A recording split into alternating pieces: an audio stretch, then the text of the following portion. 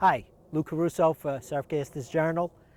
Today, thought we'd take a minute to talk about guides. There's all kinds of guides, there's all kinds of styles. A couple of years back, Fuji came out with these new K-frame guides, and they called them concept guides, which kind of irked me because they're not concept guides. There's a concept layout that you can put on a rod, and it's the way the guides are spaced. But that can be done with any guide you have out there. I can do a concept layout on a rod.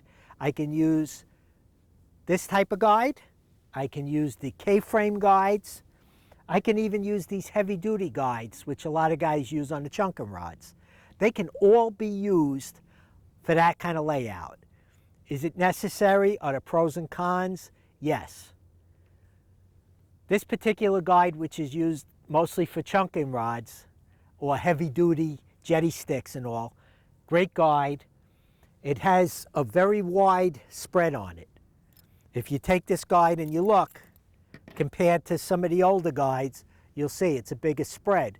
So what happens is, when you're wrapping this guide and you're trying to keep that rod as light as possible, you're going to use more thread. You're going to have a bigger space where you have threads wrapped. It's not a lot, but every little bit counts. All right, so if I need something heavy duty, I'll kind of use these guides. This is the old style with the new ring. This is they used to make the hard alloys. They weighed a ton. They were big, they were bulky. Fuji came out with these, next in line. They're a great guide. You can use these on any one of your spinning rods. Is it necessary? Not really, not with the K guides they came out with. The idea with these is that if you look, these two guides are the same exact ring size. But if you put them together, you'll see this guide sits higher.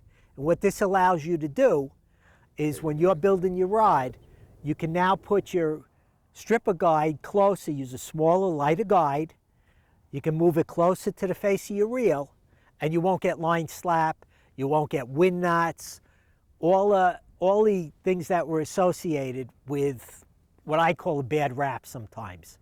You had to use a big enough guide in a proper location, and what that would do is weigh down the rod and take away from the action of the blank.